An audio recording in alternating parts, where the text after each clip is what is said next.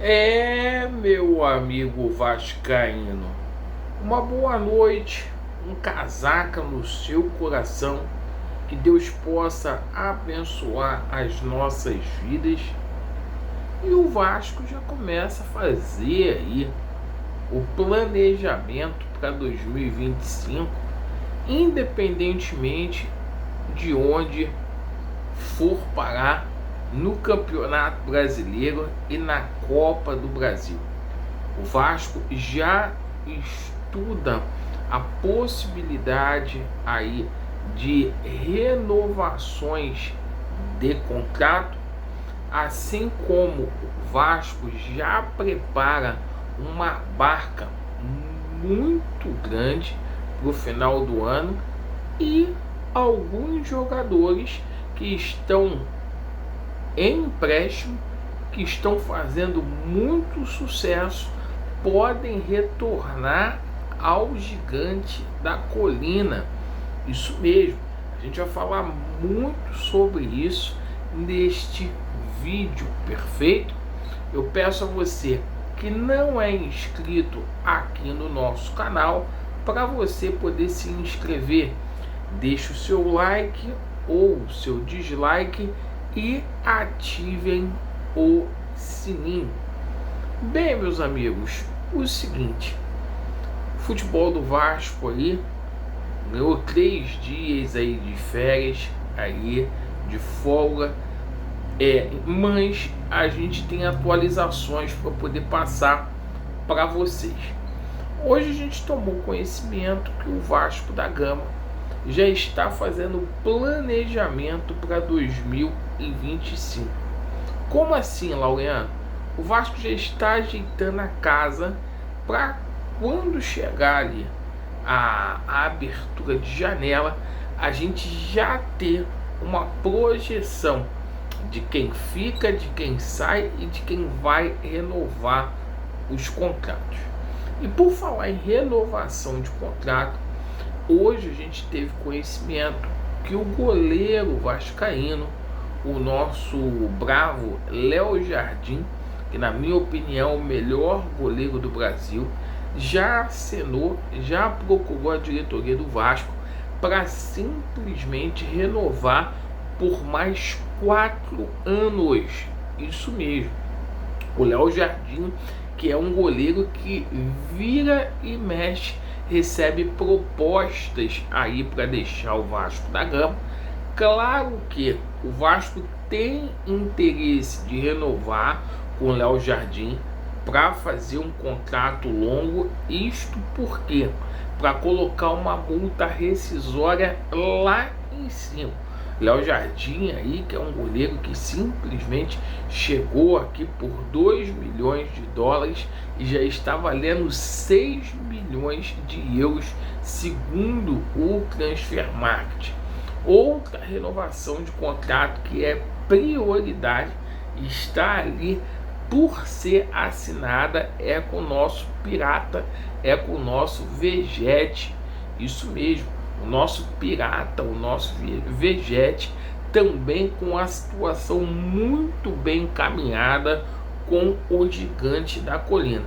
São 2 jogadores aí que é prioridade, um contrato terminando ali no final de 2025, que o Vasco já começa as negociações para renovação. E se tem jogador renovando, tem uma barca aí preparando a sua saída do Vasco da Gama. Entre eles ali alguns jogadores que têm contrato ali até 2024, até dezembro, como é o caso do Galdames. O Galdames é um jogador que ganha ali 500 mil reais. Caso do Rossi aí, que ganha 300 mil. Caso do Robert Rojas, que ganha 600 mil reais para ser reserva no Vasco da Gama. Caso aí do Kehler, certo? Caso do Vitor Luiz. São jogadores aí que estão com malas prontas para deixar o Vasco tão logo o Campeonato Brasileiro termine. E aí eu pergunto para você, torcedor cruzmaltino, você somou só aí, porra, já tem mais de 3 milhões. A folha do Vasco da Gama, que simplesmente está ali em cerca de 18 milhões de reais. E por que tem que enxugar? Para poder fazer as contratações. Bom, uma coisa é certa, o Vasco já começa a avaliar nomes ali. E 2 jogadores que estão fazendo muito sucesso fora do Brasil, que pertencem ao Vasco da Gama, têm possibilidades grandes aí de retorno para o ano que vem.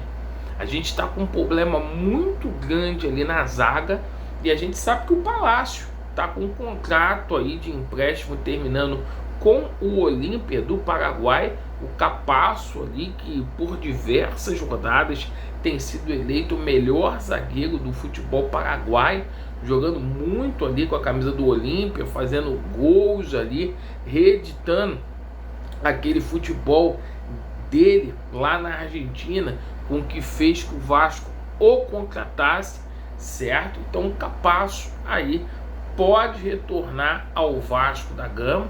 O valor de compra é muito alto aí e o Olímpia talvez não tenha condições ali de fazer o pagamento. Assim como a situação de Luca Orelhano, certo?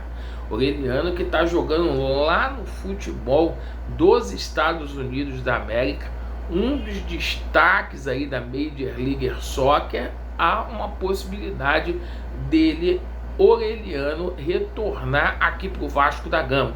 Um jogador que foi depositado muita fé, muita expectativa nele, mas que, no entanto, efetivamente, simplesmente não deu liga aqui com a camisa do Vasco.